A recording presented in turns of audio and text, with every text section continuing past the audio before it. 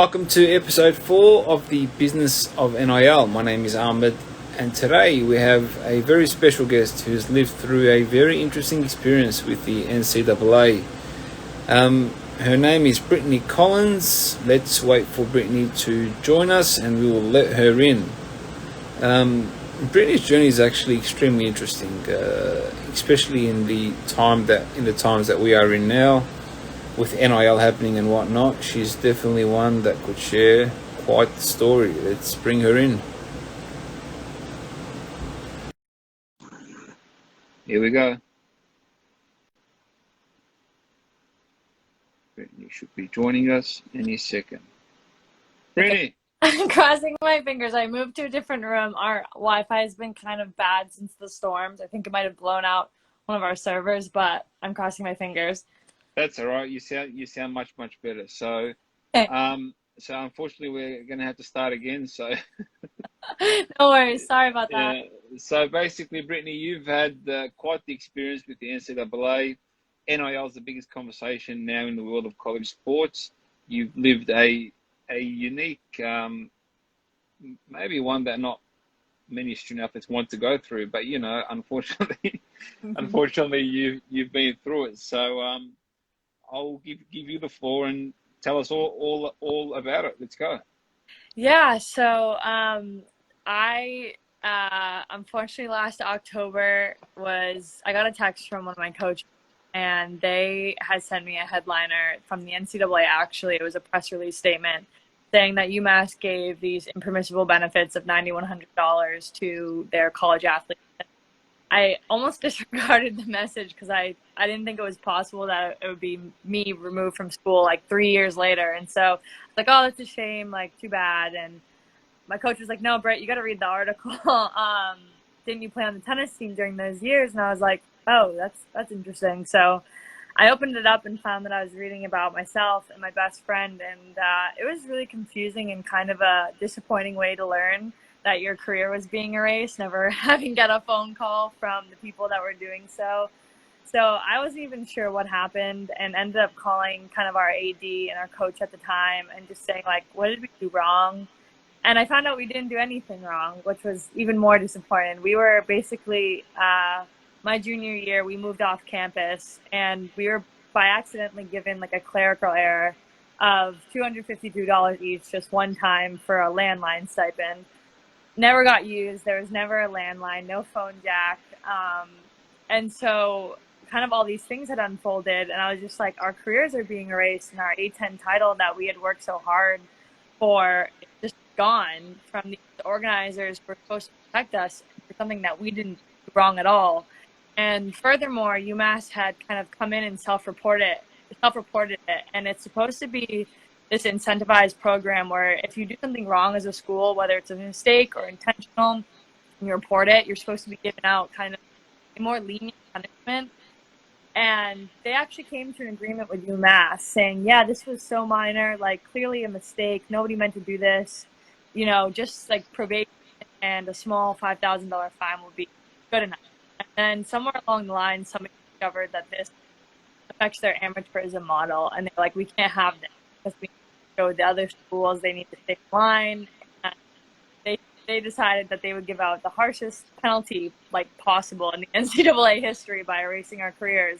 Something they don't even do for like major offenses done with intent, when football players are getting handed cash that they just look the other way for. So I realized how wrong this was and started a petition that night and talked to my teammates, and we were just kind of like lucky. It just like blew up over the internet and started getting hold of some pretty incredible journalists and sports outlets. And as I started this journey, I had been reached out by Senator Murphy's team and Senator Booker's team, and they were like, your story can help propel this kind of message of why it's so important that college sports industry has to change. Athletes need to be able to monetize their NIL and have healthcare. And I just started looking kind of deeper into it, and I felt it resonated with me. And so kind of today I am trying to do the best I can to be an activist and kind of just do whatever I can to help the movement. Wow. So you lost your title because of a landline that nobody even uses anymore. Yeah, it doesn't exist. We never spent the money. So technically, if you do catch this in the act, you give the money back and go to charity, and like everything's good. But because they didn't cover this till 3 years later, that wasn't possible. And so the NCAA was like, well, you were negligent. Like, well, we weren't, because we found out, we reported it. So it's been this kind of vicious cycle of semantics, wording that's held us like accountable to this impossible standard that helps out the NCAA and not the athletes at all. So now we're seeing the industry's evolved. We're living in history. We're seeing now that athletes can monetize. But you know what we're starting to hear about a lot is it's really hard to get a deal through because the compliance teams are having a lot of issues understanding deals, and you know, it's everything is so new to them. Yeah. So do you feel like, I mean, this is up to you to comment or not, but do you feel like that, yeah, it's legal, but like the process is still really, really not what it should be for the athlete? Yeah, great question. So this has been, that's a really valid point. And this has been one of the arguments that some of the naysayers have been about NIL, is like, we can't go through with this because athletes are going to get in a shady deal and they're going to break rules and things like that. That's not true. That is valid. But that is like not a reason, in my opinion, to restrict athletes for something that they should be so guaranteed to, you know, their own name, image, and likeness, something that nobody should own, nobody does own in the industry. Where that question becomes really important, that's the NCAA's responsibility. Their whole tagline is protect college athletes. And the fact that they left the blanket exception rule to about like 48 hours, I think, correct me if I'm wrong, by just saying, all right, everyone can do it now. That not only I guess hurt athletes in a way, but it hurt, just as you said, the administration. They literally left their own organization to fend for themselves and create these rules that there would be so many conflicts of interest. So for athletes, you know, talking strictly to the athletes in those, this is why we need state laws. It comes from not schools, in my opinion, because the athletes are protected.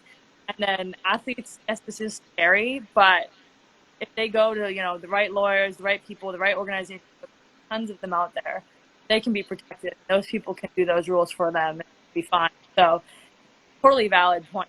It is scary. There are conflicts. There are potential, you know, problems, but it's definitely no fault of the athletes. It's the NCAA that had 2 years to do something and decided not to. That could be part of the strategy, actually. Their strategy, because Totally. yeah, exactly. So That then everyone thing. yeah, so I mean everyone's gonna have to go back and say, oh, we need your help. Yeah, like that's what they said. A lot of people said that this is kind of what the NCAA hoped for, but then I just read like a couple of hours ago, Mark Emmert released a statement backpedaling. I don't know if you saw that, saying it's time we give up power to the schools themselves. And so on one hand, it's like awesome to finally hear that, like, you know, decentralizing the power. On the other hand, it's like, what did they got up their sleeve? We don't really know. There's always a backup plan. Yeah, I mean that's they never make a move without it being calculated. I mean, it's interesting to see how things unfold. Okay, what's your outlook on what's happened so far? We're 16 days in. Yeah. We've seen a few episodes, I'm going to call them, a few episodes of students left vulnerable with companies and whatnot. Do you think we'll continue to see more of that? What are you seeing? What are you seeing in terms of the trends? Are things working out for the majority? Are things working out for only a select few? What's your opinion on things? Yeah, I mean, I'm no expert, and there's so much activity going on that it's definitely tough to track everything. I think some of the highlights, and it's so cool, like to see like Joe Baker among like so many other athletes. There are so many high-profile athletes right now that have taken their NIL, taking the money they're making, and they're paying for their teammate scholarships. They're paying for their teammates who are walk-ons, things like that. And I'm like, wow, power to them, because so many people said that it was going to divide locker rooms, and you just so many athletes back with their NIL, whether it's charity or other things like that. And so, yeah, on the flip side of things, there's going to be some messy deals, and that's unfortunate. And what I like to think about it is that if I were back in school and NIL was a thing, those are great. It's unfortunate. Those are great life lessons. You need to learn how to know what the law is, negotiate taxes, financial literacy, all those things. So it's impossible to start like a new economic kind of market in college sports and not have the bumps. But if you are like some of these athletes I've seen that have like fantastic heads on their shoulders, and they're doing the work, they're doing research, I think this is just going to take off in such a positive way. And yeah, there are high profile athletes, but NIL definitely goes beyond the social marketing kind of thing. You know, just being able to teach craft sport, which I know so many players that didn't even know that was against the rules, to be able to teach sport in the summertime. Like, those are just great things that everybody can. One of the things I was speaking to with one of these girls who doesn't have a lot of social college, she goes, "Oh, I don't fit in the NIL era." And I said, "No, of course you do, because you're from this small town where only this small local business wants to sponsor your sport, and you know you're one of the girls. And so take advantage of that. Take advantage of. There's nothing better than the local deals, because like those are going to be the ones that you have a harder time getting. So I think NIL has a place for everyone. It's going to take some time to follow the bomb." You mentioned the athletes with not such large social followings. Well, what are a few tips other than what you just mentioned for them to monetize their name, image, and likeness? Yeah, I mean, I think, like I said, if you want to make money, the first thing is go teach sport, go host summer camp. You are going to have so many youth in your area looking that want to participate with you.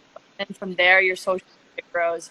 Go after the local deals. That's another thing. Like, you know, I for local restaurants, hotels, um, grocery stores. They want to be a part of it. So that's a great way of bringing in new followers, bringing in, and just kind of going from there. And I actually think something that hasn't been talked about a lot is teaming up with your teammates and doing, like, you know, deals among like 2-3 people. There can be power in numbers, and sharing across your platforms and things like that. And so, yeah, I mean, I just think the possibilities are endless here. And so I would start local if you don't have a huge following. And there's like some benefits to that. You don't have to go to like the biggest brand to be kind of like a small fish in a big pond. You can be a big fish in a small pond and do just great. Yeah, well, and here's a shameless plug in regards to our platform. When we first built our platform, the space, we actually started building in 2019. Mm-hmm. And one of the things that our focus is, okay, at the moment, there's a ton of platforms that are working in the social media world, followings, you know, all that jargon. Yeah. The other thing, because I have a marketing background, I sort of understand the networks and what we've seen over the years, the decline of organic reach and organic audiences is only one way. It's down. Mm-hmm. And it has been like that on that trend for many, many years. And that's because the business models of these platforms are pay to play, basically, when it comes to advertising. Yeah. And especially after 2016, the whole jargon with can't remember the company's name, that really opened up the eyes. And then Apple as well recently with their update, that clicked it as well. So we always said was, okay, how do we serve the athlete that doesn't have 20,000 social media followers, Right. that's got 1,000, 800, 900? So the way you do that is you always look at the athlete who's got a community around him, which is the majority of the time most athletes. So the community has seen the athlete that's gone from a young boy or a young girl to a teenage boy or girl to now an adult boy or girl to the athlete that represents the area that he comes from. Yeah. They're going to be the ones who are going to back him. So how do we enable them? What tools and features? And that's how basically, that's literally the philosophy that we built our platform on. Fantastic. So yeah, so that's how we come up with the auctions and the experiences and the products and the fundraising and so on. So that's what you're saying. Literally, is going to be out of the 600,000 athletes, probably about 599,000, literally. Yeah. Because so that's definitely 100%. I definitely agree with you on that one. So yeah, I just thought I'll throw that in right then and there because you No. have to, right? Thank you. No, I think it's say NIL doesn't work out in your favor and you're not making whatever. At the very least, you've learned how to sell yourself. And that is such an important skill when you go out into the workforce after college. Just learning how to sell yourself and have conversations, tough conversations, negotiations, so invaluable. And I totally wish we had that in college. Oh well. Oh, too late now, but it's all right. It's happened. Yeah, absolutely. All right.